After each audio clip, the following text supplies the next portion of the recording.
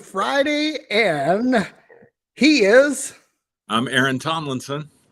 and I'm Derrick Day, and we are Phreology Friday. Yeah. And so basically, we got some shit we want to say today. But Yes. before we start talking shit, what's in the glass, Aaron? Yeah. Give me 1 second to share. So what I have, Derrick, is a what do you call it? Bloody Martini.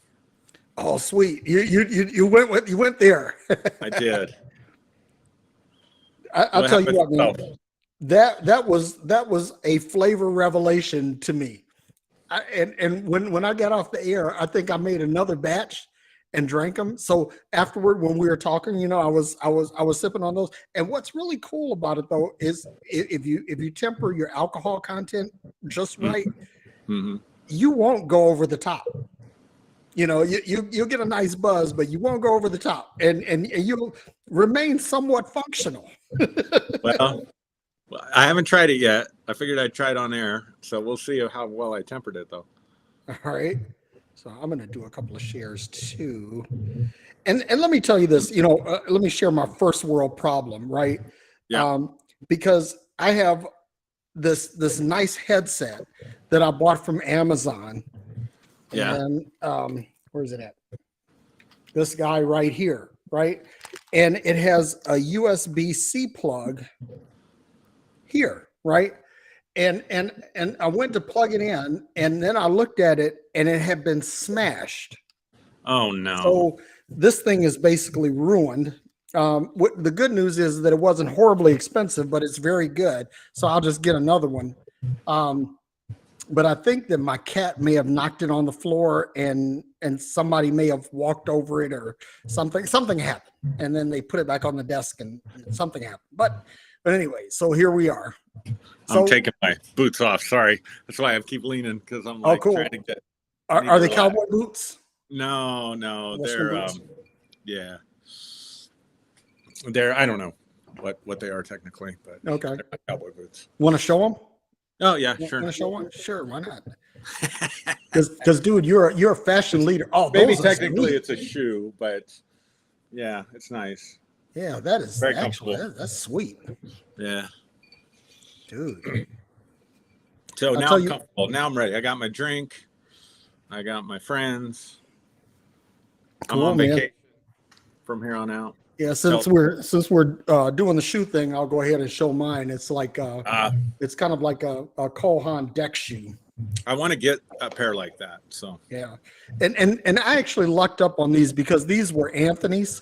I bought them for him for I think a homecoming dance or something like that, and then the fucker just outgrew them, So they're mine, because it's like I wear a size 11 shoe. And at that time, Anthony was wearing an 11 also, but I think he wears like a 14 now. It's my goodness. Yeah, it's insane. Wow. So what you drinking? Did you say? Oh, I didn't say what I was drinking. So let me say what I'm drinking. I'm drinking Glen Moraney. That's it. Just Scotch. I figured I'd keep it simple. I wanted something a little bit stouter than wine. I think that the subject that we're taking on requires a little bit more substance than wine would provide. So, yes. Our subject today is courage, right? And so, in the spirit, you see what I did there? In the spirit of this, I've got a little liquid courage. And so that's what we're doing today. So we're talking about courage / risk taking. Yeah. And I'm just going to say this, and my intro to this is going to be very, very brief, sure. For once, and it's this that basically courage is doing what is necessary when there's no reward or nothing, no one's looking. It's acting in a selfless manner when there's nothing to be gained by it. Because here's the thing, that if you do a courageous act, but you know that there's some financial reward or some media attention or something like that, you're not really doing it for your motivation isn't very altruistic. You have something else. And so when you're doing that, I don't really consider that courage. But when you're doing something just because it's the right thing to do, Yeah. then that's courage. And to tag on the risk taking part, I believe that in order to really enjoy and fully participate in life, you have to take risks. If you play it safe, if you go through life playing it safe, you've never really lived. That's something that I've learned. You have to take a gamble on some things. You have to take a risk on a stock, or be an early adopter on some software or some technology, and all of that is risk. And so basically, there's a balance between what we would call risk tolerance and risk aversion, right? Right. So what I found is that many people are really risk averse. They want something for nothing. I was talking with a friend of mine, old friend of mine, and he knows that I've been an active investor. And so he says, hey, I'm retired and I'm looking at trying to maximize my retirement. How should I invest? And so I said, well, what's your risk tolerance? And he says, well, he says, basically, I want the highest return I can get with the least risk I can have. And I said, dude, that's a purple fucking unicorn. That's not going to happen. So like one of the things that I'm investing in, because I'm almost 60 years old, basically all of my investments have to be a swing for the fences, right? Right. Because I don't have a whole lot of working runway left. Matter of fact, I've got way more runway behind me than I have ahead of me. Right. And I have to think of that. And so basically my investments are all very aggressive, because my thing is that, I have some, some money that is going to provide me an income. And then as far as the Social Security goes, I max that out. I just got my Social Security statement. I guess they send that out to you when you turn 60. Okay. So I got that, and I pretty much maxed out. I get the maximum benefit from Social Security. So between that, some investments and all of that, I'm pretty much okay. I have a target goal, what I want as far as income goes, that once I don't have to take care of my kids anymore and it's just me and my wife, I know exactly how much it's going to cost. So I'm very risk tolerant, because I know that in order for me to get the kind of money that I want, if I want to really maximize this thing, I'm going to have to take some risks. I'm going to have to swing for the fences. And, and that's the other thing too, that I'll say this and then I'm going to stop, is that I'm going to say this, that basically if you think about this in a baseball analogy, right? Nobody wins ball games by bunting. Right. You've got to hang it out there. You got to swing for the fences, or you got to swing at the risky pitch, whatever. The same thing, football, right? Football, sooner or later, you got to go deep. You can ground pound all day, but eventually you're going to have to go deep. And especially if you find yourself behind in the game, you're really going to have to exercise that. So, and that takes, and let me say this, that in order to get past the risk hurdles, you're going to have to exercise some courage. You're going to have to say, okay, I've got to grow a pair in order to do something, to get me over this hurdle. So that's my introduction to all of this. Yeah, it's a good introduction. So my mind goes a bunch of different places, but I would start with this. And I think, okay, so I'm gonna dive right into the religious, like. Yeah, no problem, man. Let's kick it in the nuts right away.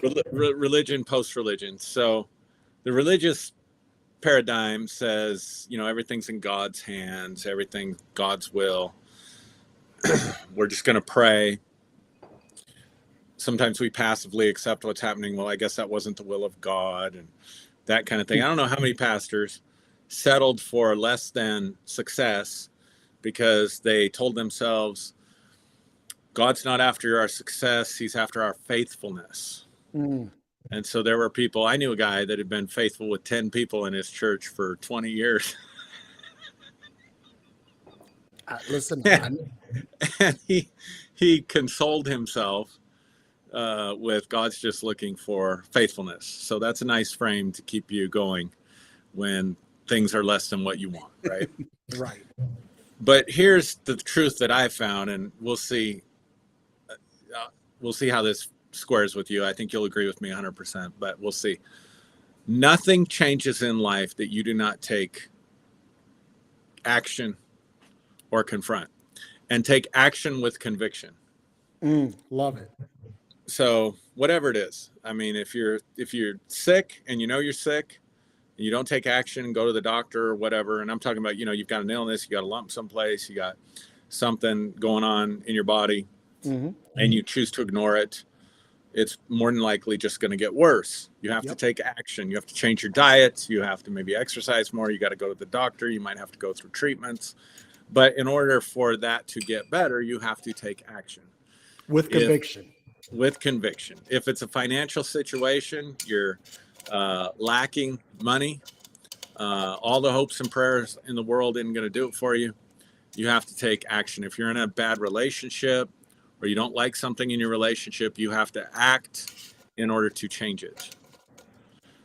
So while you're acting, you have to be able to receive feedback from the results. You have to measure the results. I took this action.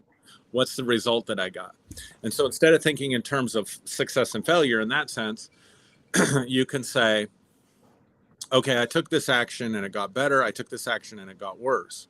Well, all that is a learning opportunity. You receive the feedback from that. Say, okay, that action appears to be working, so I'm going to take more of that action, or I might need to adjust a little bit. So, I've heard people use the analogy of flying an airplane. I'm not a pilot or anything, but I've heard pilots use the example of you're always course correcting. The wind's always blowing you off, and you always have to course correct. So you have to take action. You have to receive feedback based on that action. Was it effective? Was it not effective? All of that requires getting out of what some people might call your ego, your pride, your, you know what I'm saying? Like, oh, that didn't work. That. Well, let me interject something there. It's not just ego, because I've said this before, that there is a place for ego, right? It's when ego is misappropriated, when it's misused, or it's used to do something at the expense of someone else. Then ego is bad. But anyway, keep going. No, I agree with you. So religion, again, one of the things I've really been meditating on or thinking about off and on the last couple of years is how much religion disempowers people. So religion will give you frames like suffer now, be rewarded in the afterlife. God's not interested in your success. You don't have to change your situation. He's interested in your faithfulness. It's all in God's hands. It's God's will, et cetera, et cetera. And that translates, of course, for all my friends that have, gotten into replacing God with the universe. But to me, it's semantics. Right. The point is, nothing's going to change if you don't take action. So then the question becomes, what causes some people to take action, and whereas other people don't take action? And so for me, it always comes back to, what are your internal resources? I don't think we talk enough, just as a society. I'm not saying on this program, but I don't think as we think enough about, or talk enough about, or emphasize enough the importance of your internal resources and evaluating your internal resources. You were talking about finances. You've taken a look at your situation. You've maxed out on Social Security. You've got some more years behind you than you have ahead of you. So you're taking an assessment, and then by taking high risk, high reward investment opportunities, you're taking action to improve your situation. You're not waiting for the checks to show up in the mail. Right. So, but the difference is what's the resource inside? And I think we spend a lot of time evaluating our external resources and making judgments or evaluations based on that. But how much time do we spend evaluating our internal resources, number one? And number two, what do we do to build those internal resources? So in your case, you're taking a look at your financial resources for your future. You're saying, I'm not where I want to be, so I'm doing something about it out here. We can do the same thing inside. We can take a look at our internal resources and say, I'm not being resourceful inside, right? With my thinking, my feeling, my state of being. And so what do I need to do to increase my internal resources? So that's the first thought I would throw out there. Yeah, and that's a really good one, because I'm reminded of something. Once upon a time, I owned a really cool car. It was a Mercedes S-Class, and these cars are just they're technological marvels. But the car that I had a camshaft sensor that went bad, right? And how did I discover this? When you start your car.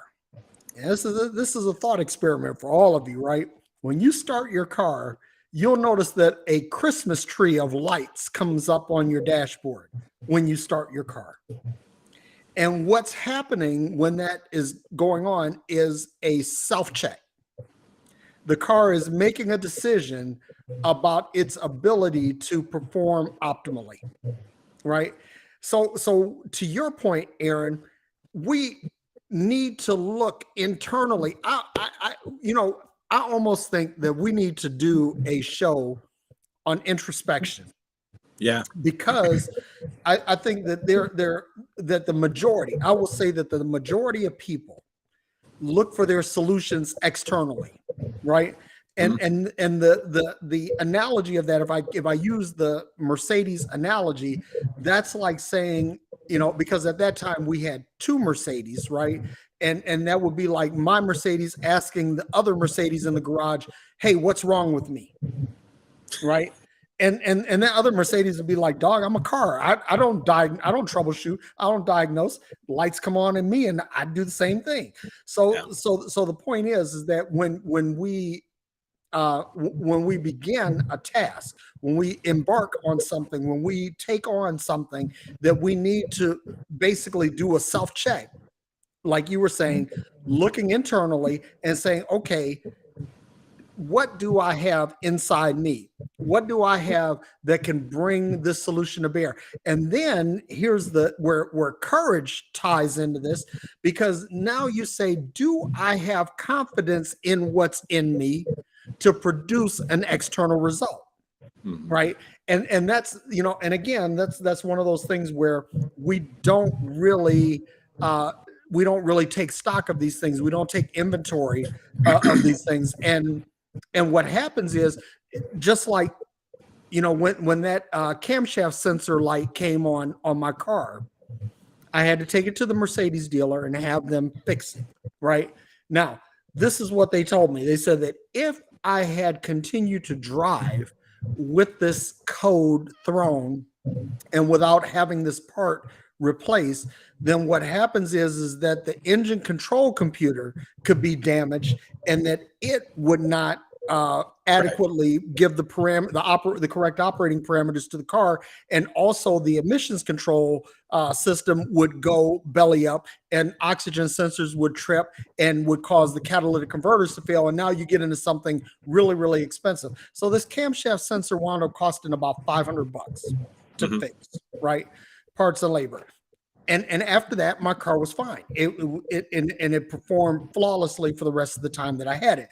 But again, we have to, when you embark on a thing, basically you're turning the ignition key of your life, right? Yeah. And you need to observe what are the codes that are being thrown at this time. And if the wrong codes are being thrown, then you stop. Let's fix this problem first. Yeah. Because then here's the problem. This is where I'll stop. That you could wind up in a situation with false courage. And let me say something. I'm going to be very, very blunt here. False courage will fuck you up. Yeah, well. Okay. And I'll give you a real world example of that. Is like, if you're out in the street and you bump into some guy and you really haven't fully assessed the situation, like what your capabilities are relative to what you think this guy's capabilities are, and you wind up popping off at the mouth, you might wind up getting hit in the mouth. Right. And now you're embarrassed, you're hurt, and all of that because you haven't taken full stock of the situation. You haven't looked inside to see what you're capable of, and you haven't assessed the external threat. So what you've done is you've stepped out on false courage. And false courage, I'm telling you, whether it's money, whether it's investments, whether it's relationships, whether it's whether it's work or anything, I don't care what it is. False courage, and again, to go back to this, right? Liquid courage, guys. This is false courage, right? Yeah. Do not let alcohol write checks that your ass can't cash. And that's where So I love the analogy with the car, and so I'm gonna pick up on that. So first of all, you have to look under the hood, and that's what most people don't do. So if your car is not functioning right, let's say, whatever it's doing, we have a tendency to blame the road. We have the tendency to blame other drivers. We have the tendency to blame speed limit signs, whatever. But sometimes you got to look under the hood, right? So the first thing I would say is I begin and approach every problem with every person. And remember, for those of you who don't know, I'm a professional counselor, so I do this every day, several times a day. I approach every person and myself with the belief that I have all the resources I need already inside me to solve whatever problem I'm dealing with. Right. The problem I'm having is not out here. The problem I'm having is that I'm not knowing what resources I have inside or what resources I need to access and then apply to the situation in order to solve the situation. Now, you can be in a situation where you think you need a major overhaul. You think you need a new engine. When in reality, you may just need a minor part fixed so that the rest of your engine will run well. So it doesn't always, I'm going to tell you right now, Derrick, after 30 years of doing this with people, sometimes it's the small changes in our thinking. It's the small changes in our feeling, just a little shift here and a little tweak there and a little tune up there that makes the whole engine, that brings to bear all the resources that we have into the problem. So to make this practical and give a person an example, let's say that in order to accomplish, part of one of the resources you need to access in order to solve a situation is courage, or I'm going to use a different word, confidence. Yeah. Because again, the person who acts and the person who doesn't act, the only difference is in the way they think and feel. The person who's acting is acting from a resourceful place of thinking and feeling, usually. And the person who's not acting is doing something inside their brain that is causing them to feel unresourceful and like they can't take action. So let's use confidence for an example, because it's a little bit easier, I think, for me right now than using courage, because courage is an internal resource. Yeah. So everyone is confident at something. Now, it might be as simple, Derrick. Now, this is how simple and practical this can be. It may be as simple as tying a shoe. I showed my shoe, boot, shoe, whatever it is. Yep. And it has laces. I never sit there and think, oh, fuck, my shoe came untied.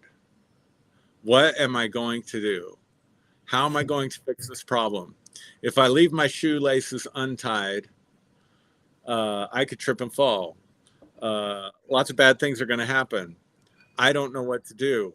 How am I going to fix this? I don't even think twice about it because I'm very confident in my ability to tie a shoe. Yeah. Someone else, maybe you're confident brushing your teeth. Maybe you're let's take even simpler. You're confident about walking. Listen, you didn't come out of the womb walking. Anybody that's ever taught a kid or worked with a child on how to walk, you know how many trial and error and falling down and stumbling, and we start crawling and we do all this stuff. Yep. And so metaphorically, people are just crawling and they're comparing themselves to a track star and thinking I'll never be able to get there, not realizing that they got to get confident at the crawling first. if that makes sense. So if you can, but it's all about state. It's not about the situation. And this is what I mean by becoming really inside resource minded. It's not about the situation. People say, well, of course, Aaron, I'm confident brushing my teeth. Of course, I'm confident tying my shoe, that kind of stuff. But that's a state of being. That's a state of being that you're in automatically, that you take for granted when you bend down to tie your shoe and solve that problem of the untied shoelace. Now, that same feeling, if you can take that same state of being and see it as a resource and apply it to a problem that you've never encountered before, you can be confident when you apply that resource to a problem that you've never faced before. So how do I do that? So I have to think about when I'm tying my shoe, and I know this sounds silly, but I'm trying to make it really practical. No, that's good. good. My shoe, what is the state of being that I'm in? I'm peaceful. My mind's not busy. My mind is free from thinking about this to think about other things. Whatever it is, you know, everybody's answers are going to be different. Okay, so think about tying your shoe. Feel that space inside of you. Feel that feeling of confidence. Once you can identify what that feels like, now hold on to that feeling just as a thought experiment. Hold on to that feeling. So let's say you're overwhelmed by your financial situation. I'm overwhelmed by my financial situation. I'm overwhelmed going into a job interview. I don't feel like I'm going to do well in my job interview. Notice the state you go into when you think about the job interview. My mind becomes super busy. I become shaky. I feel a pit in my stomach. I start telling myself, I'm not going to be able to do this. I'm going to fail at this. I never do any of those things when I'm tying my shoe. So when I go into the job interview, I feel unresourceful. When I'm tying my shoe, I feel resourceful. So all I have to do is identify how I think and feel when I'm tying my shoe. And then as a thought experiment, grab hold of that feeling by thinking about tying your shoe. And then while you're in that state, say, okay, now I'm going to think about the job interview from a place of confidence. And I'm going to see, how do I perceive that situation differently now? And so that's what I'm talking about, just little shifts. And everybody has all the resources that you need. If you're out there, you have confidence in something. So you have the confidence, you have the resource inside of you. The problem is that you're not able to take that resource of confidence that you have with tying your shoe and apply that same state of being to your job interview or whatever it is that you're facing. So when you realize it's all an inside job, everything's about what's in here. If I don't get the job, I have a better chance if I approach it confidently than if I approach it in fear. So all I have to learn how to do is take the confidence that I have tying my shoe and learn how to access that and move it to a different account, which is the account of my job interviews. Does that make sense? Yeah, it makes perfect sense. So let me reframe that just a little bit, because what the confidence that you have in tying your shoe is almost autonomic. Right. That you don't give it a second thought. This is just something I know I can do. Right. So what happens is that when you get to a point of autonomic reaction, you're operating from a point of how can I say it? Subconscious. Yes, exactly. Confidence. That's exactly right. Yes. Right. So you're not thinking about it. You're just like, okay, I know I can do this because this is what I do. Right. So when you're counseling people on the campus of the college where you work, you're not thinking about, okay, I need to summon up all of the knowledge that I learned in my undergrad and in my graduate program. I just know that these are some things that if I say this, that I know it's going to elicit a reaction that is going to help my client. Right. And it's the same thing with me in the IT space. Basically, when someone says, hey, I want to move my data center workloads into the cloud, well, I don't have to go back to all of the training that I had.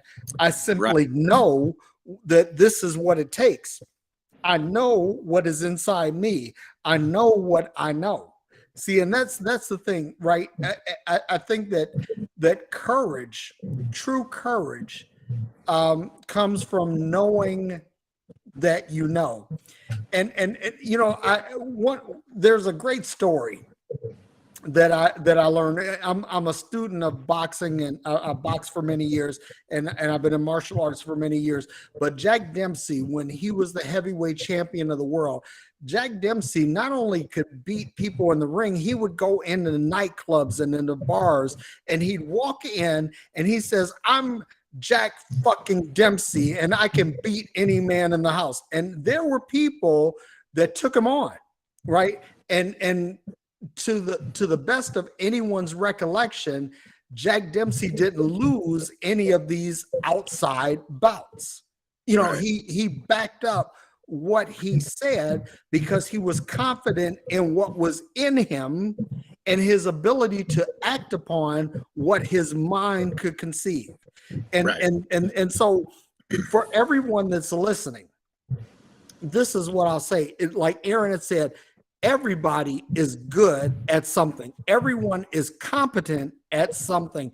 And so if you're competent at something, you can be confident in your ability to perform in that capacity. Now, the trick is to try to find out, because here's the thing, that courage is also acting out on the unknown, right? Yes.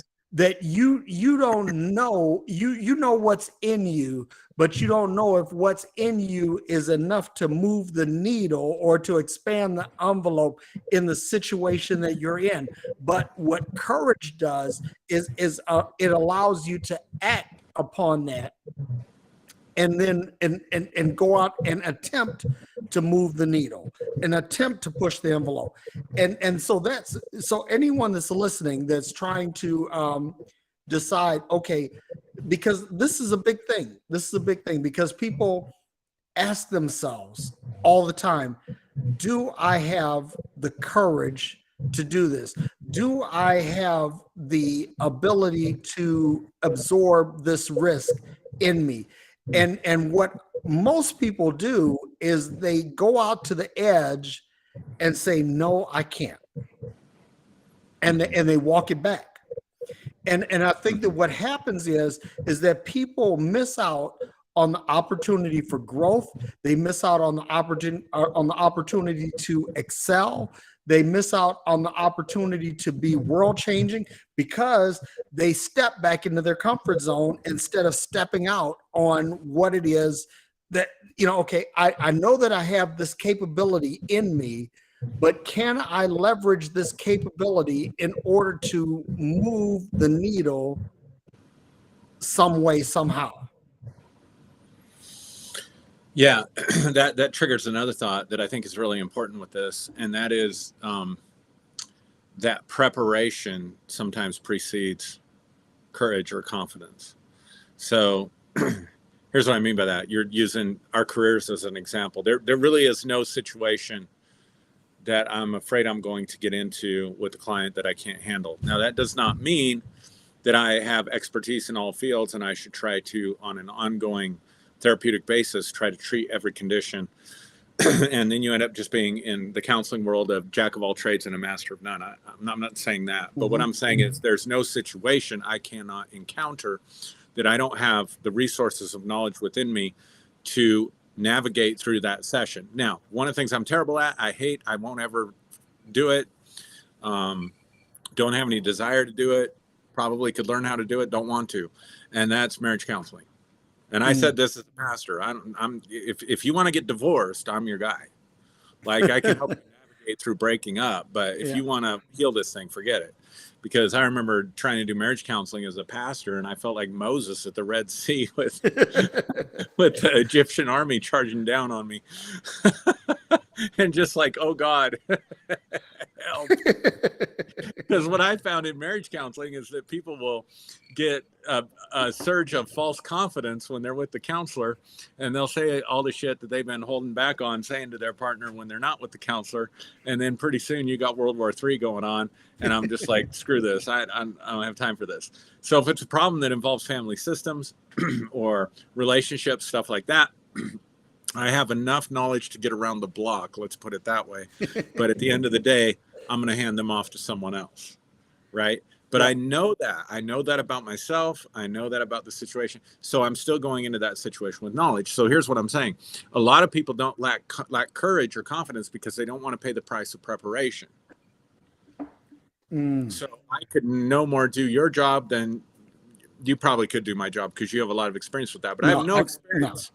I have no experience with clouds and except for rain clouds and you know, I mean, I'm the guy that can barely pull off a Sunday morning live when it comes to that stuff. So, you know, I would have to, it would take false courage for me to step into your situation. And false courage is believing you can do something without the preparation that you need in order to accomplish it. Right. And so fighting, like you've studied martial arts, stuff like that. I know enough. I could feel like I could defend myself, but I haven't done it a lot. And I'm smart enough to realize everybody has a plan until you get hit in the mouth, right? Yep. And I don't know. You talked about autonomic. I don't know how my autonomic nervous system would react today if I got punched in the mouth. But I do know that I know psychology and I can be a fast talker. And and I tell my kids, you know, I tell my kids this all the time. I say the strong rule the weak, but the wise rule the strong. Yeah. And so if I get myself in a situation, I'm going to access that resource before I'm going to throw a punch. Yep. Does that make sense? Yeah, it makes perfect sense. I know what my resources are and I know what to access and when to access it. I'm not prepared. If I was really worried about, you know, getting in a bar fight or if I was going to be a mouthy individual or whatever the case may be, then because some people think you are a mouthy individual on Facebook, but whatever. Then I might sign up for some boxing courses and I might sign up for some martial arts classes where I'm getting hit in the mouth. So that I go in 2-3 times a week and get punched and smacked and learn how to respond and react in that situation. Well, now I'm a bit more prepared if something does lead to a physical altercation. But if I go into a situation with liquid courage and think I can take this guy out because I'm a bigger guy or because I just think I'm whatever, but I haven't done the work, then chances are this 5'6", 120-pound guy is going to kick my ass. And false courage is going to get me in trouble. So back to the job interview thing. If I'm scared to death about job interviewing, get on YouTube, man. Google. I know our community college offers services for the community where they teach courses on how to apply and do a resume and job interview and stuff like that. And then practice it.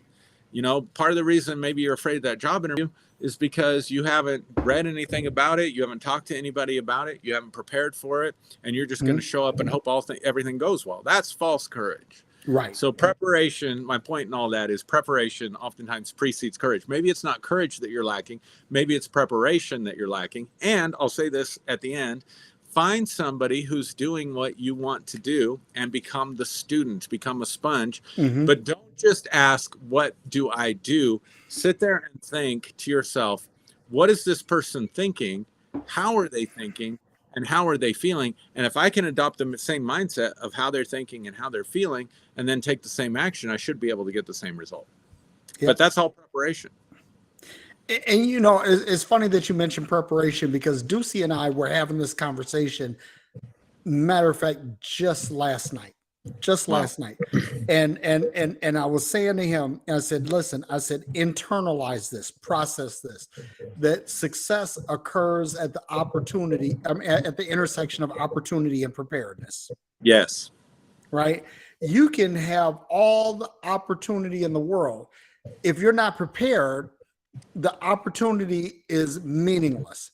And if you are prepared and the opportunity never shows up, then your preparation is for naught. So what you have to do in order to step out in confidence, you have to be you have to know that I've done the work, that I'm fully prepared, I'm fully engaged, and that when this comes down my way, I know what to do. And so we were also talking about the elevator pitch.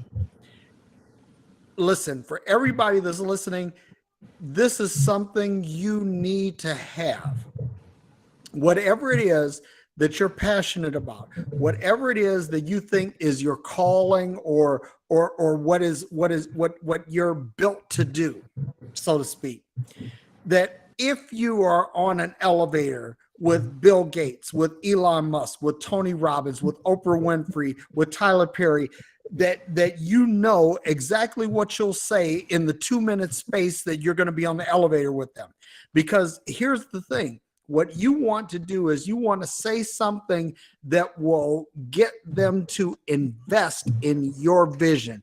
In other words, that they buy into your confidence. That and if you don't have the courage to step out on this elevator pitch, an opportunity may pass you by. So you've done all this preparation, but you get on the elevator and you freeze. Mm-hmm. So now the opportunity has presented itself to you, but you are not prepared. And so the magic doesn't happen.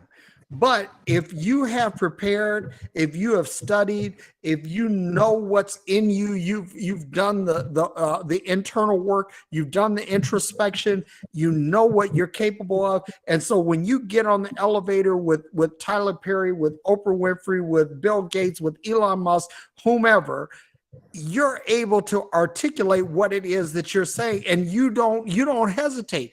You're courageous in that. That there's no inhibitions, and that you know that there is no, you're saying this because this is the passion that burns in your belly and not what it is that you can get from it. Does that make sense? And when you say this, then what's going to happen is you're going to get a further audience with that person. Or that person will say, okay, I'm going to give you the number to my production assistant, and I want you to call them. Or I'm going to, or give me your card, and I'm going to have my production assistant call you, because what you said resonated with me. And when you have to muster, listen.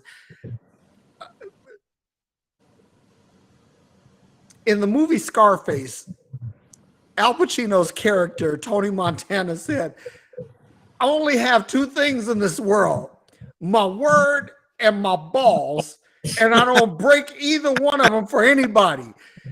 You have to make sure that your word is bond and your balls are brass, that when you step out to speak on this, that you are going to make an impression that causes them to buy into your vision. Let me tell you something.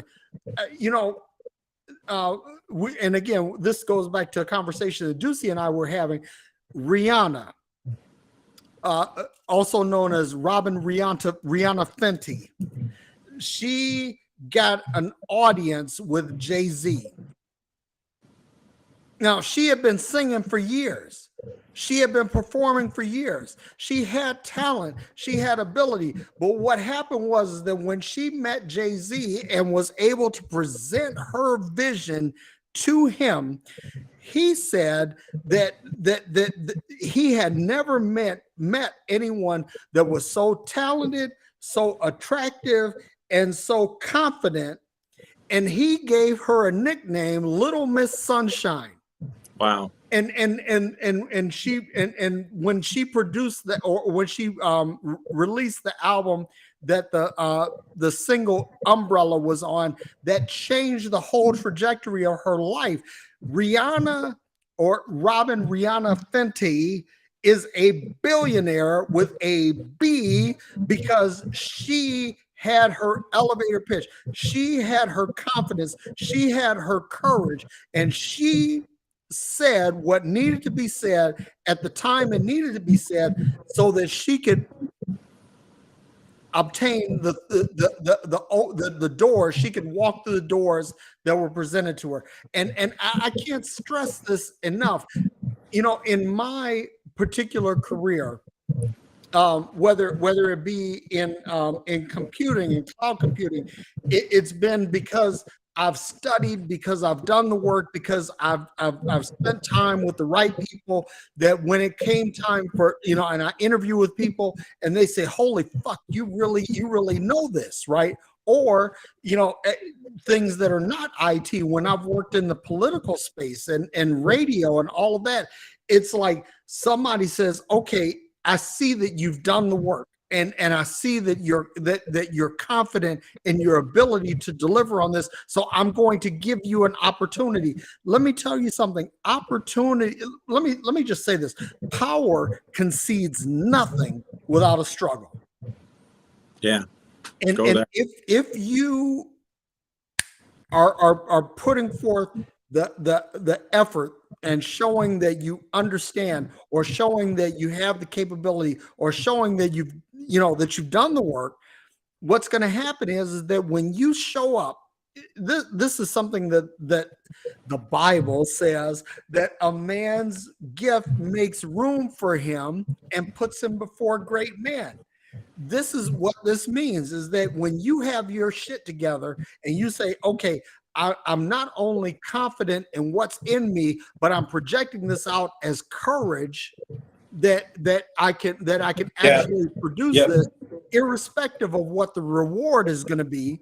Now people are going to see that. And I'm going to tell you something, y'all, everybody that's listening to me, confidence is more attractive than a physical visage. Because listen, I had a friend in high school, and I'm gonna call him out. I don't know if he'll see this or not, but his name is Victor Lee, and we called him Vito. And Vito was not the most attractive guy. He was a short guy. He was dark skinned. He wore the birth control glasses. But something that Vito was able to say, he was able to move every girl that he talked to. In other words, his confidence, his courage, he was able to move in spaces that good-looking guys couldn't move in. And so when you know what you know, and know that you know that what you know, you develop a sense of confidence and courage. And what happens is that despite the risk, you assess the risk, because the risk assessment is also important. You assess the risk and you say, you know something, I can handle this. I can overcome this. And that, I'm going to tell you something, everybody that's listening, that will change your fucking life. So I'll give you a real life example of that. Let me read this first though, because you were talking about opportunity and preparation intersecting. I love this quote from Thomas Edison, and I got to be honest, this is one of those jerk the slack out of you comments that I keep in front of me all the time. There's a few quotes that I just motivate me, and I keep them in front of me as much as possible. Thomas Edison said this about opportunity. He said, opportunity is missed by most people because it is dressed in overalls and looks like work. Yep. That's one of my favorite quotes too. It's funny that you say that. And it's true. I've passed on some opportunities because I thought, oh, hell no. I'm not going to, I know what that's going to take, and I don't want to do that, Yep. But I'll give you a real life example of this, Derrick. I don't want to share too much because I just don't like giving too much away before it comes to fruition. But I've had some business ideas, some of the stuff I've talked to you about for some things I do that will benefit me and help me, but I don't know how to do it. Now, this is how this works. I don't know how to do it, but I'm very clear on what I want to do. And I haven't stepped out to do it because I'm not at the stage of my life. I'm not 25 anymore. I'm not 30 anymore, where I can learn by trial and error. Yeah, you're at the swing for the fences stage. Yeah. More behind me than in front of me. Yep. So I haven't acted on it or even talked, except to close friends, about it because I don't know what to do. So I was out the other night. I went to an event that involved a family member, just because I wanted to invest in that family member. And we ended up going to dinner afterwards. And one of the people that I'm having dinner with turns out this person, I start talking to them, turns out that they are a business coach and a project manager. And they help people with startup companies. Wow. So I said, interesting that you would say that. I've been wanting to do X, Y, Z, but my training and my degree is not in business, and this is a business venture, and I'm not sure what to do. So this person starts asking me, well, what's your idea? So I share my idea. So anyway, make a long story short, check this out. This person says, I can help you with that. Now, I'm not hiring this person. I'm not asking them, hey, like, I'm not loaded with money so I can go out and pay thousands of dollars for business coaching. And they know that. And they said, I'll tell you what, I will get with this other person who is even better at this.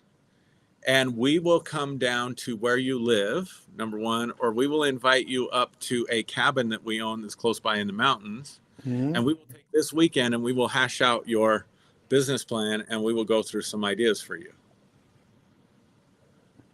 And I'm like, cool. So I put that down. We get it on our calendars, got the dates planned. 2 days later, I get an email from this person. They said, I forgot when I was talking to you, my best friend is running a business just exactly like that in another part of the country. And she CC'd that person and said, would you be willing to talk with Aaron and let him know what he needs to know and how he can be successful in his area? Nice. So I couldn't have orchestrated that. I couldn't have planned that. And this is where trust does come in, that you gotta believe if you have the preparation, the opportunity will present itself, but you might miss the opportunity because it's dressed in overalls and it looks like work, or you might miss the opportunity because you're just not awake enough to who's in your presence, and you're not interested enough in people to ask them, what do you do? You know, and just listen and find out, and then be aware enough to say, oh, and I wasn't thinking, oh, I'm looking for some free help here or assistance. That wasn't it at all. That comes from a place of neediness and lack. It was a conversation. I do this, this, and this. Oh, interesting. You mentioned that. I've been wanting to do blah, blah, blah, blah, blah, but I don't have the expertise you have. Right. That was my pitch. I just said, this is my idea. This is what I want to do, but I'm not sure how to do it. Yep. And I mean, let me say this. It's exactly what you're talking about. You know, Elon Musk is not a rocket scientist. Don't tell him. No, he's not. And he knows he's not. The thing is that he had a vision. Matter of fact, one of the things that people don't know, people think that Elon Musk founded Tesla. He didn't. Elon Musk was a guy with money that was funding the guy who had the Tesla vision, right? And basically, Elon Musk was not a car guy. He was a programmer. He co-founded PayPal, and they sold PayPal for $3.5 billion. So he's an instant billionaire, and he's got more money than what he knows what to do with. But he's like, hey, these are some of the things that I want to do. So what do? This and this is something that I've learned. There's more shit than I know that I don't know what to do or how to do than what I do know what to do. And I'm a pretty smart guy, but I know that if I say I want to start a satellite launching corporation, right? I understand at a high level how to operate this, but if I'm going to do this, I need to actually employ some rocket scientists to get this done.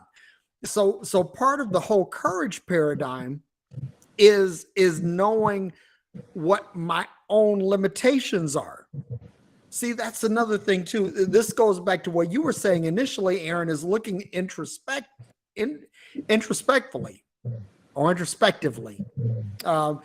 Looking inside and saying, okay, what is in me? What do I know that can bring this to bear? But where I don't know something, I need to reach out to people who do know.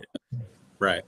And I'm going to be honest, it takes a certain amount of courage to do that, because it takes courage to admit that yes, this is something I want to do, but no, I don't have everything it takes to get it done. So I'm going to be smart enough to go out and to reach out to the people who do know, so that I can achieve that which I'm trying to achieve. Yeah. Yeah, absolutely. And again, this is looking under the hood. You got to know who you are and know who you're not. Let me say this too. Something else you said, the Tony Montana quote. I love that. I've got two things in this world. I can't say it with his accent, but I got two things in this world. I got two things in this world: my word and my balls, and I don't break either one for anybody. Yeah, yeah. So that's so important, because not everybody is going to jump on your bandwagon. Nope. So one of the things I used to love to preach, to use the Bible, is Jesus said, if two of you agree on earth, it can be done. So in other words, not everybody has to agree with you. Not everybody has to celebrate your vision. You just need to find those people that can buy into it. And that kind of teamwork and that kind of synergy and stuff like that. And then be humble enough to receive it. And then also aware enough to recognize when it's in front of you. But all of it begins with preparation. So again, it all goes back to, again, Thomas Edison. Opportunity is missed by most people because it is dressed in overalls and it looks like work. Yep. You know, and so some of that work is preparation, and part of the preparation is just knowing what you want. A lot of people don't really know what they want. Yep. You know, they kind of generally know what they want. I want to be happy. I want to have a good life. I want to make a bunch of money, but they don't have a concise, precise idea of what they want to do and what they want to accomplish. Or if they do, they don't value it enough to put it out there for people to hear, thinking, oh, maybe they'll hear. You know, and I wasn't thinking, genuinely, I was not thinking, oh, this person can help me. I was just making conversation, but I had the confidence enough in my idea to share my idea. And then it unfolded beautifully for me and opened the next door of preparation that I need before I can take precise action with conviction to change my situation in terms of my finances and my employment. Yep. And again, this is the courageous part. That when you're willing to step out on the confidence that you have in what you know to be tangible, measurable, and repeatable. I've struggled with something this week. People are saying to me, well, you have to have faith. And I'm like, no, faith is the confidence in something that which you cannot quantify. But if I could say, I know that this is tangible, in other words, I can reach out and I can observe it in some meaningful way, that it's measurable, that I can say, okay, this is what the low end of it is, this is what the high end of it is, and that it's repeatable, that I know that once I learn this, I can do this over and over again. Let me give you another real world example. Is I like to smoke meat, right? And so last night, I smoked a tri-tip roast. And what I did, and I can tell you exactly what I did, I smoked this on my smoker at 300 degrees for 1 hour. For exactly 1 hour. At 1 hour, I took that piece of meat and I took it over to my Gen Air grill and I put it on there and I seared it for 5 minutes on each side. Now, what that says to me is I have a repeatable, tangible, measurable process that I can do over and over again, that if I have a tri-tip roast of this particular size, it's going to turn out perfectly every time, 100% of the time. That's the thing. And one of the things that I think where religion kind of screws us is that we don't see what is repeatable. This is really key, because Aaron, you and I, we talked about this. We've experienced the supernatural. We've seen people heal. We've seen everything short of the dead being raised. That's something that you and I have personally agreed upon, right? Right. Mm-hmm. But how much of that we have seen is repeatable? Mm-hmm. In other words, given the same set of parameters, we should be able to see the same sort of healing, the same sort of deliverance, the same sort of prosperity every time. But it doesn't happen, right? But when you find something that is tangible, I know that I can observe this with my five senses, that it's measurable. I can say, okay, this is, I know that these are the parameters, and what is repeatable, that if I do this again and again, it's going to produce the same result. And again, when you talk about courage, right?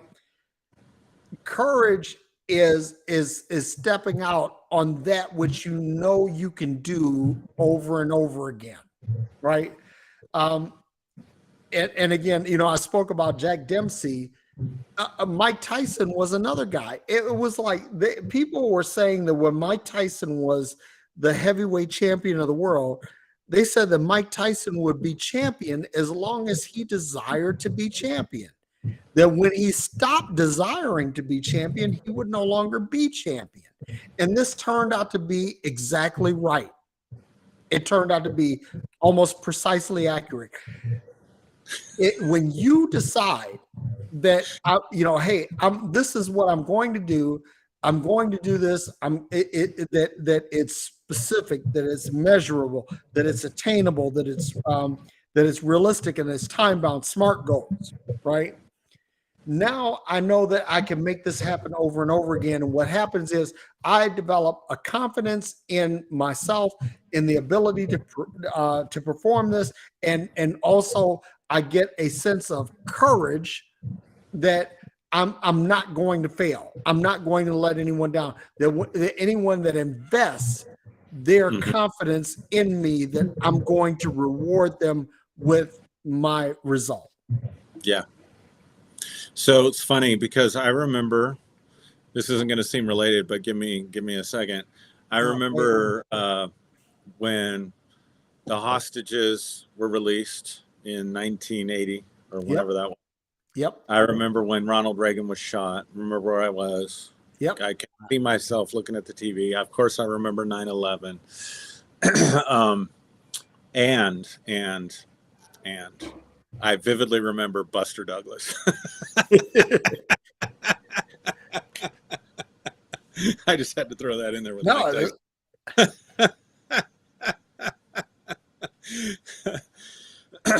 You know, Nietzsche said, he talked about a long obedience in the same direction. And, you know, we love to, or I was around people that love to use that in church circles about obedience to God. But I don't think Nietzsche was necessarily talking about that. I don't know the context of it. But making up your mind, this is what's so important. Making up your mind that you want to have something, and then being willing to embrace the process and sustain that process over a long period of time is going to reap benefits for you. So I would suggest to people that they could do just about anything they want to do. Now, I'll never become a world champion martial artist. I'll never become a Sifu. But if I wanted to learn the martial arts at 50, could I sign up and start learning the martial arts and maybe in 10 years become a black belt or whatever? Hell yeah, I could. Absolutely. One last thing I'll say, kind of a treat for me, kind of a surprising treat for me. We signed our boys up for track this summer. So they can go to track practice and track meets and learn, you know, the various different events and find out if they're any good at anything or what they're good at. And the citywide team was meeting for practice at my old high school. So I show up at my old high school, and my old swim coach, the person who coached me in swimming when I started swimming competitively at 9 years old. When I was 9 years old, he was my coach, and he was my coach all the way up through my senior year. And probably one of the most inspirational people I've ever been around. And a coach that I really thought about it. I observed and thought about it. Anyway, he ends up being the track coach. Oh, wow. And he gets out there and he's as fit as could be, Derrick. And he's 70. I think he's 71 now. And he looks better than me. He looks healthier than me.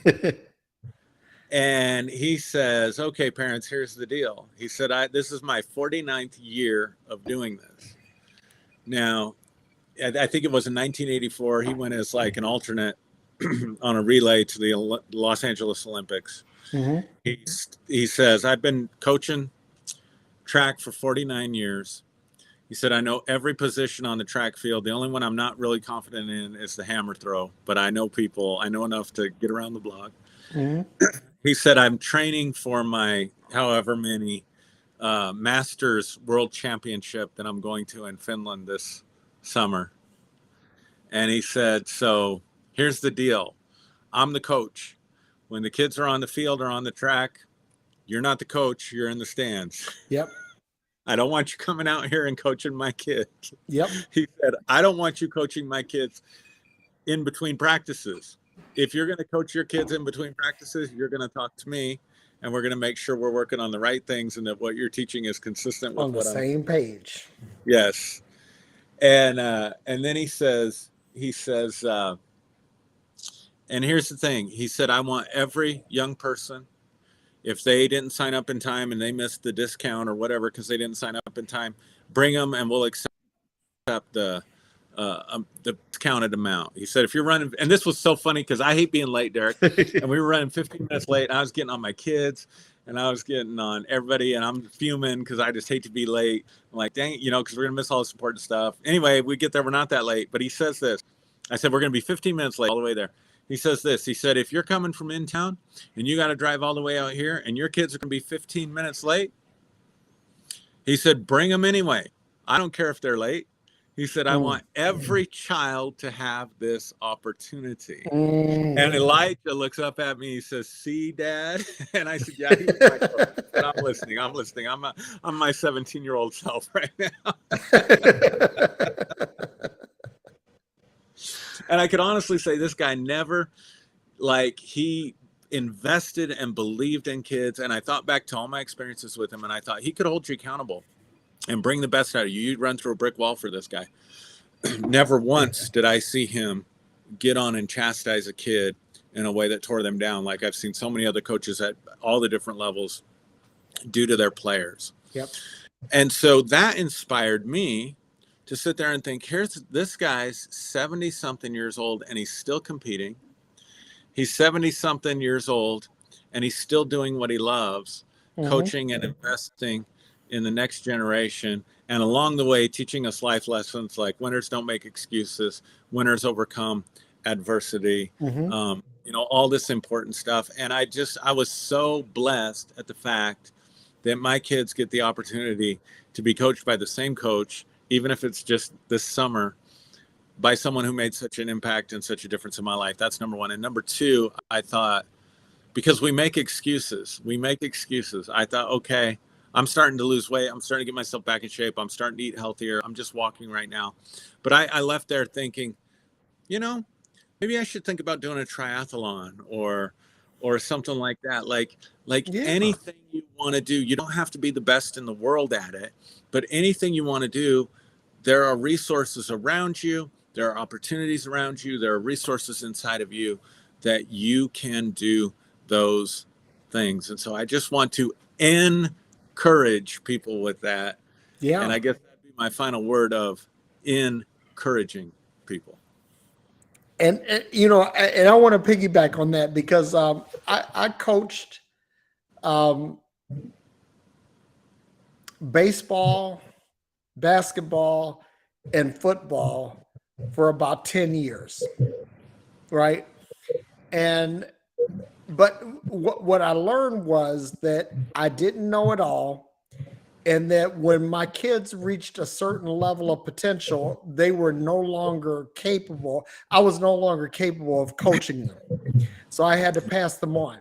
So there was a coach in Texas, and his name is Randall Fannin. And Coach Fannin has been an Olympic level athlete, and he coaches people in track. And so my oldest son, who was just an athletic phenomenon, uh, you know, Coach Fannin coached him, and then also my second Ducey, my second and youngest, he coached him, and basically he was able to take them places that I couldn't take them. But one of the things that you mentioned, and I used to say this to all the parents, I said, when your kids are in my care and they are on the floor under my direction, they are my kids. I'm going to love them. I'm going to protect them. I'm going to encourage them. And I'm also going to correct them. Right. And I said, when they are on the floor, I need your silence. Mm-hmm. And what I there was one kid, and I always go back to him. He was hearing impaired, and so he had hearing aids in both ears, but he wasn't able to hear things, but he could see signals. And so he was a big kid. And so I used to tell him, I used to tell him, in the paint, I said, whose house is it? Your house. Whose house is it? Your house. And so I would say that to him, and I'd say, whose house is it? And he'd say, my house. Every rebound that could possibly be gotten, this kid got most of them. He was dominant.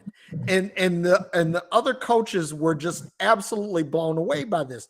But the thing is that I gave him confidence. I said, listen, you're a big kid. You have physical presence. You have the ability to jump. You have athletic ability. Go out and do this. Take control over it. I said, just look at me, look to the sideline and see what I'm saying to you, and you'll be okay. And this kid, he's hearing impaired, and he got a college scholarship. Gosh, that's great, man. To play basketball. It's great. What I taught him is what was in him. Yeah. How to be introspective, how to look inside. Yes, you look to me for direction, but you look to you for ability. And it's like I'm almost Aaron, I'm almost in tears right now because what this kid accomplished. And then there was another kid that I coached in Texas, and this kid was a runt. I mean, he was the smallest kid, but he was determined that he was going to be the best. And in basketball, this kid had handles. He would shake and bake big kids and roll past them and go to the cup and lay it up. Simple stuff, right? The pick and roll, this kid had it. And then I coached him in baseball. And he was a shortstop like I was. And this kid knew he had baseball IQ just coming out of his ears. And so he's in college now, and he's got a dual scholarship to play both basketball and baseball. Awesome. The thing is that for everyone that's listening, don't let anyone tell you what you can't do. What you can't do is something that you know.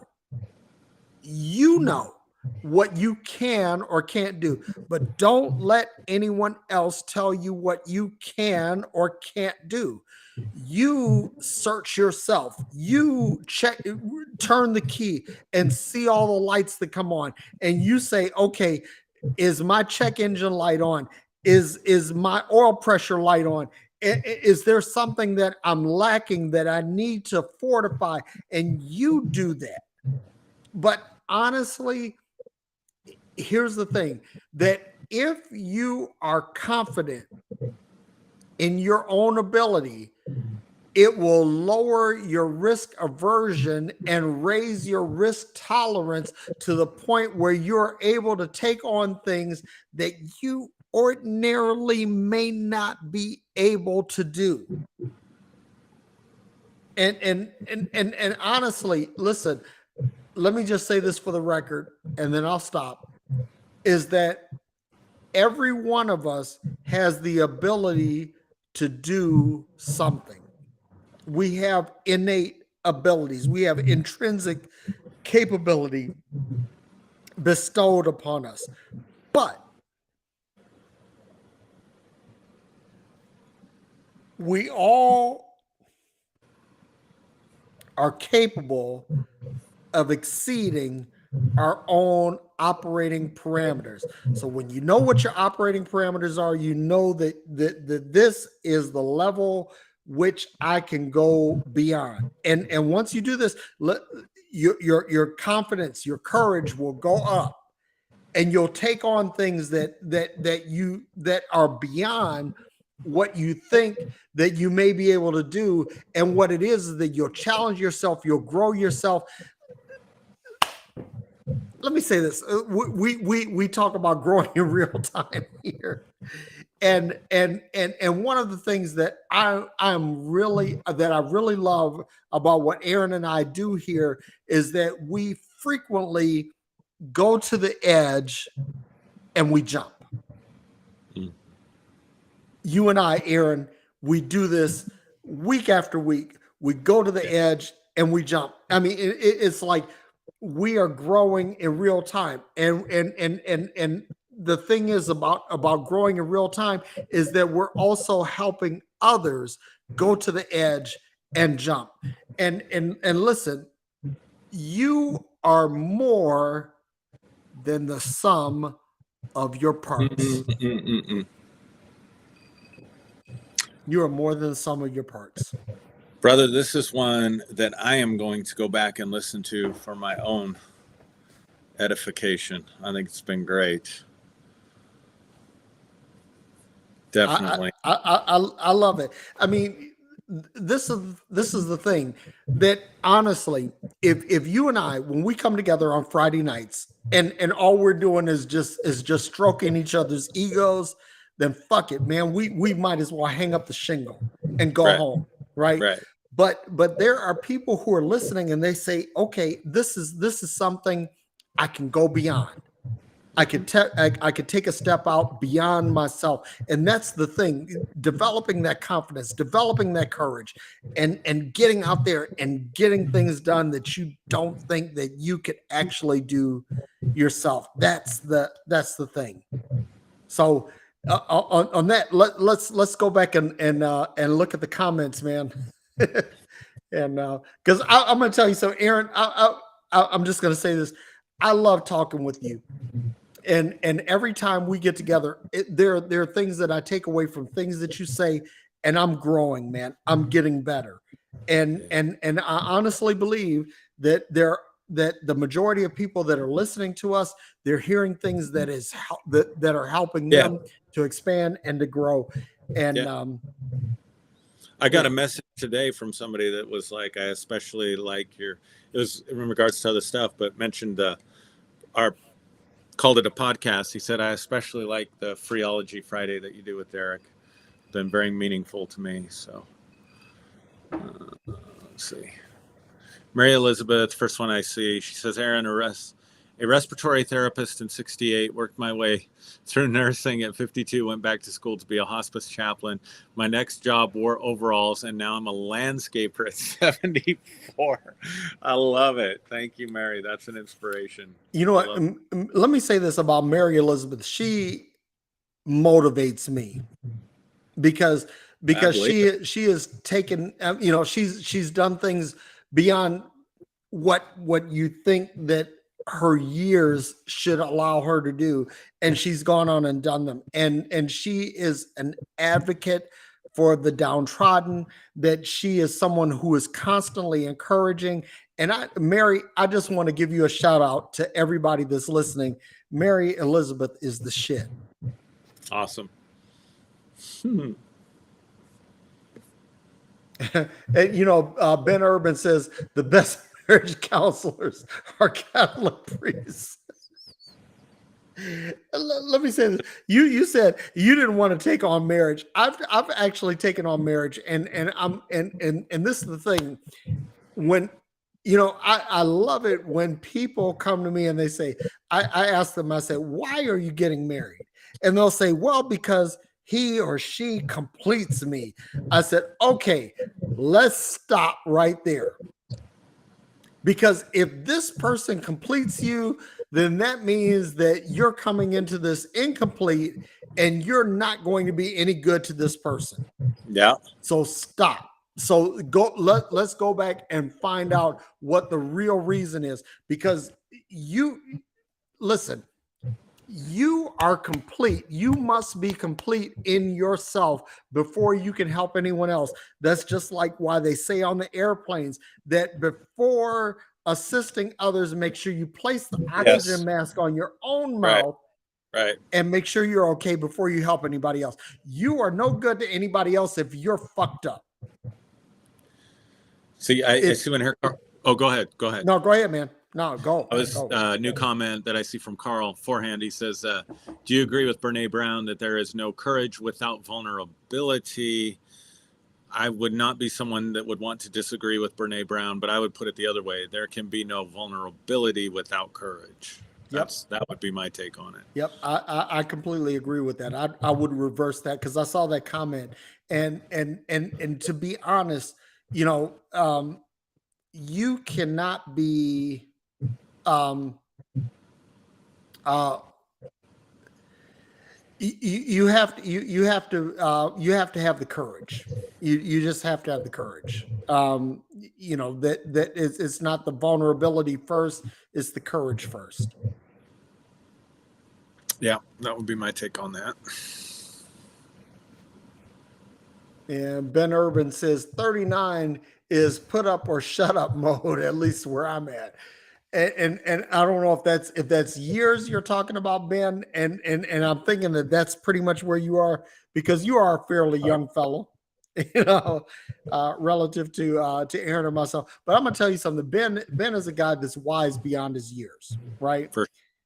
And you know, but basically, you know, you reach a point in your life where you are literally in put up or shut up mode, that you're either in shit or get off the pot mode, right? And I think that goes back to what you were saying. I'm going back to what you said at the beginning, Aaron. Introspection, looking in yourself, looking within, right? That at some point, listen, everybody that's listening, get in the habit of looking within. Introspection is not standard equipment. Introspection is an option. Introspection is a gift.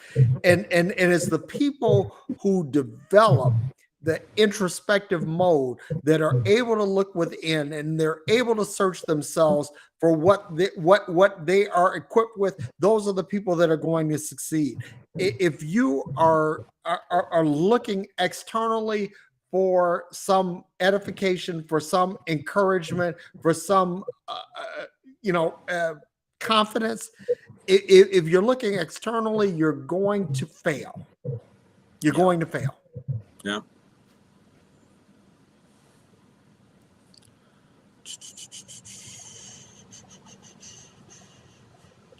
A lot of just kind of restating some of the stuff that we had already said, that I'm seeing in the comments.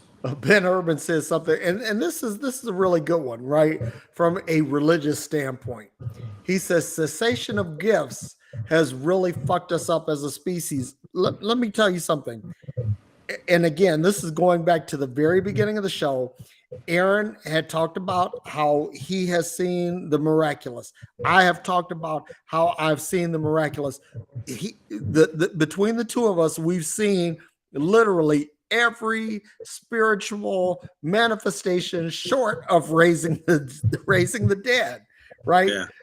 And what's amazing is that there is a whole wide swath of Christianity that says that that these gifts are gone, that these gifts are dead, that these gifts are no longer. Listen, if there is a God, and there is a manifestation that God wants to see happen through the people who believe in Him, then we have to say the cessation, or that the cessation is not a thing. That the gifts of the Spirit, that the gifts of healing, that the gifts of deliverance, that the gifts of prosperity, that these things are real. And I'm going to tell you something, irrespective of what you believe in, that shit is real.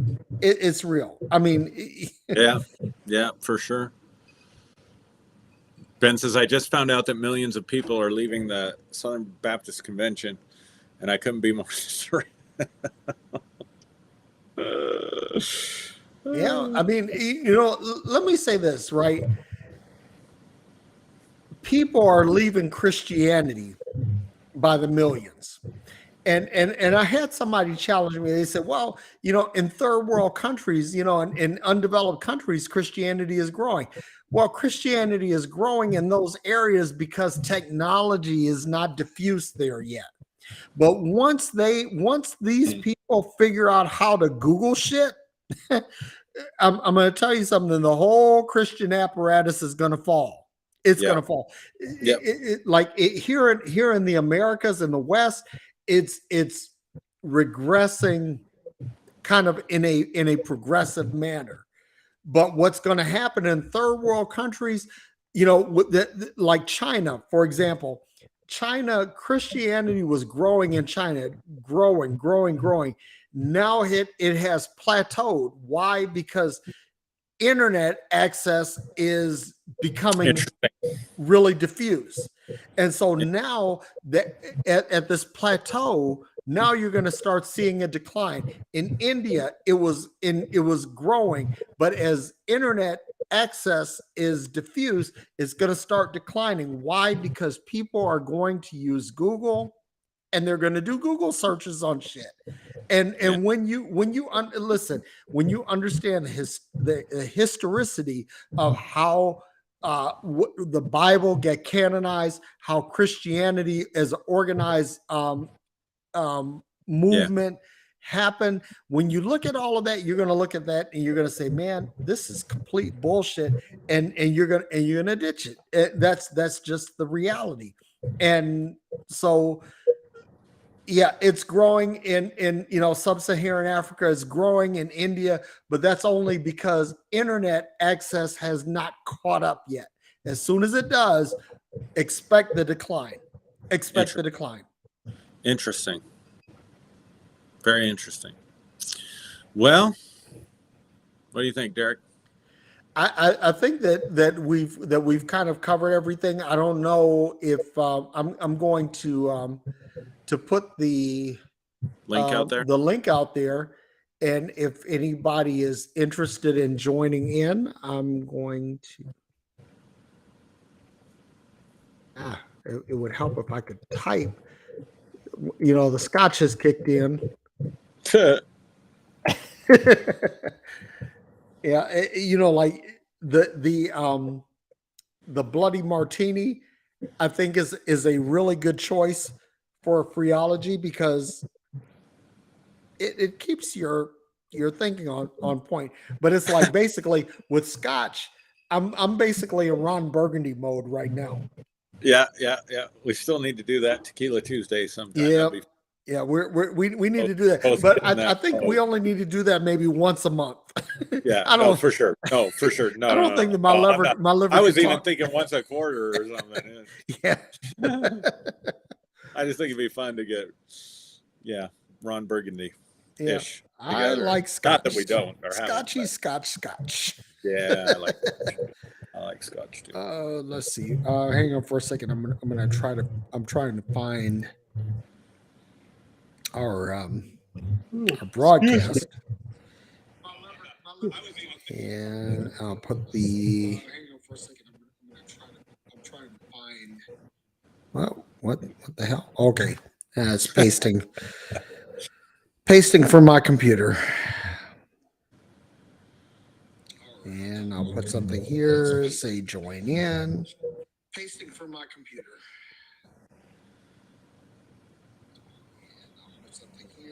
Whoops. That didn't turn out.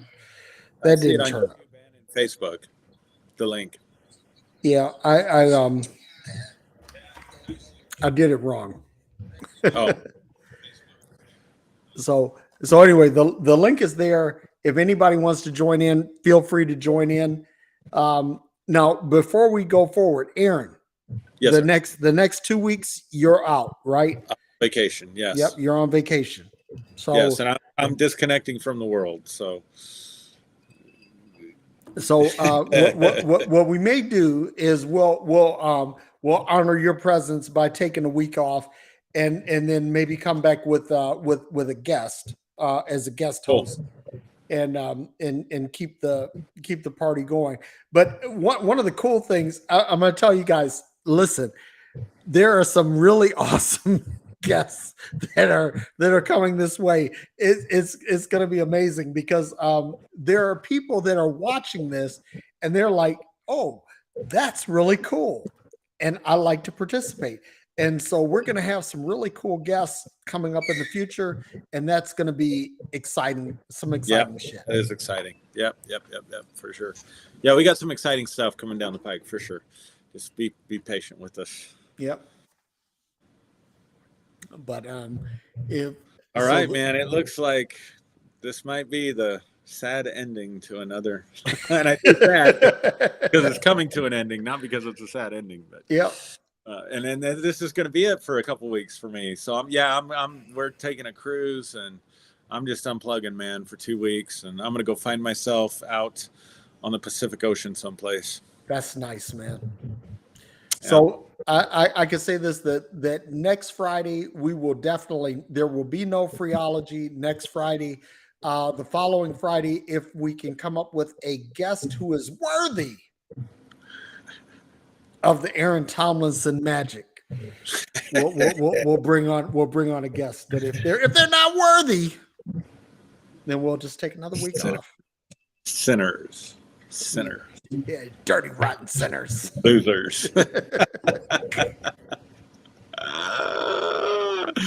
Oh man, I'm gonna tell you something, dude. From the bottom of my heart, I've said this many times. I really love this. This has been we've been doing this almost 2 years.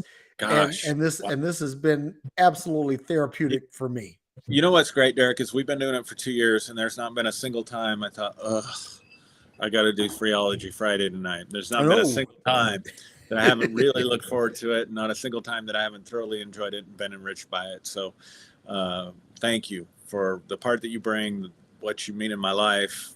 Can't say it enough. No, likewise, everybody that watches and participates and comments, and those that watch and don't comment, what you mean to us, you mean the world to us. And so, yep. Yeah, and we know, like some of you guys don't don't hit the chat. You'll hit our inboxes and all of that. You know who you are, and we love you and we appreciate you. But this is really awesome because I see not only you and I growing in real time, but there are so many others that we see growing as well. For sure, so. Absolutely. All right, man. All right. I'll let you take it away tonight. How's that? No, man. Okay. Well, I'm going to do it in the spirit of Aaron Tomlinson. I'm going to say peace and hair grease and chicken grease, and go get yourself some victuals, and if you haven't had a drink yet, pour yourself up one. And if you don't drink, twist yourself up one and smoke it. But in whatever case, enjoy yourself. Have an awesome weekend. Aaron, hopefully we'll see you on Sunday. I'll be back on Sunday as well. I should be on Sunday. There's nothing. Man. I'm out of excuses. Yeah. You got your internet access. Yeah. And it's back better than ever. So, and sooner than they told us. So, it's all good. Dude, that's what's up. So Yep. until the next time, y'all. Peace out. Peace.